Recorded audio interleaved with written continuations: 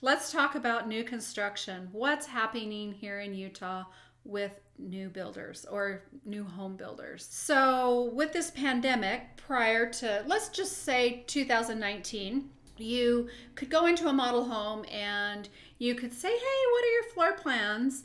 And the agent that represents the builder would say, oh, here they are, and here's our price sheet. And most likely that pricing sheet would last a month, 2 months, maybe 3 months. They wouldn't have any increases.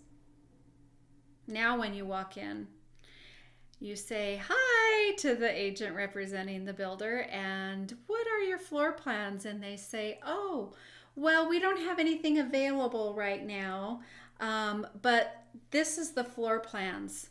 Sometimes they don't even give you a pricing sheet. And if they do, they say, well, we're going to have a price increase in about 3 weeks. Why are they doing this? Well, they have had such volatile price increases and supply chain issues and labor shortages that it's been really, really difficult for a builder to predict what that's going to look like in 8 to 10 months when your house is done. So, with all of that, let's talk about what changes they have made.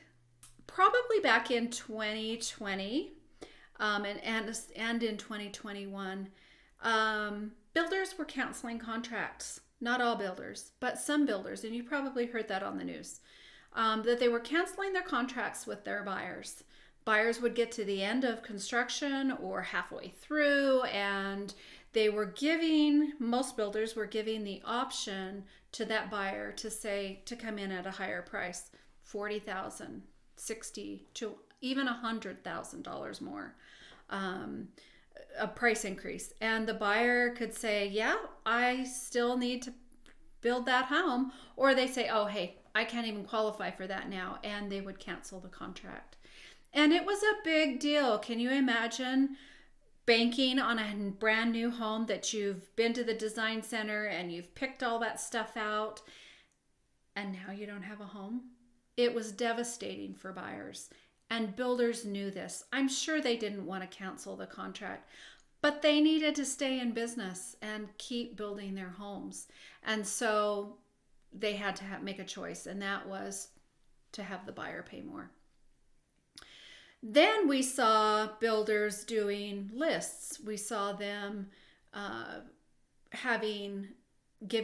putting out a list, and people would join that list, and they would say, hey, I don't have any inventory, but I'm going to be releasing 4 homes next month, and if you want to be on a list for that, you can.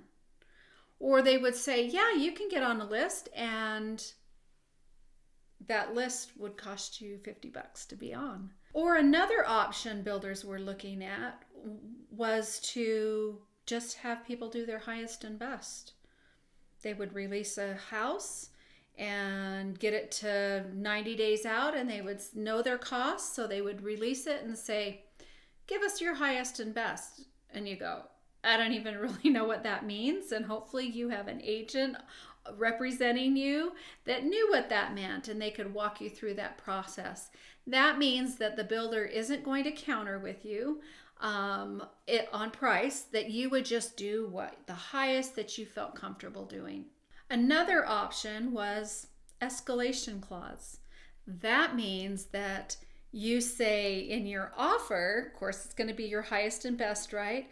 But in that offer you say, well, if there's somebody that pays this, I will do $5,000 over the highest bid.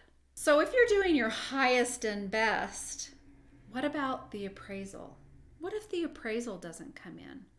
Do you have enough money to say, let's say the appraisal comes in at $480 and you've offered $5, and they say, well, now you need to cover that appraisal gap. Do you have the funds for that? So there's all this variety of things and this craziness going on. But now let's talk about what I've seen lately and what builders are doing. Do you know what a spec home is? Builders have always done spec homes. When they open a subdivision, they may start with 2 or 3, and then as people start moving in and building and going under contract, they didn't build a spec home. Or they might build another spec home at the very end of the completion of that development, but you didn't see very many spec homes. Now you do. That's what builders are doing. They're building spec homes. They get to the point where that a four-way inspection is when you've got framing, you've got AC, electrical, and plumbing. And they get that past that, and then they say, okay, let's put this out on the market. But hey, we have to have this into the city for approval, the design. So they are making these design boards, and you'll often say, they'll say, okay, this spec home has this flooring, this carpet, and this paint color, and the exterior is going to look like this. You don't have a choice in that. A lot of builders are hiring designers to come in and do these design boards, and they will say, here you go. And that's your choice. You don't have a choice to do your flooring. They may be putting laminate down and you want it LVP. They may want put carpet in the bedrooms and you don't want carpet in the bedrooms. You want that LVP. No, they're not doing that.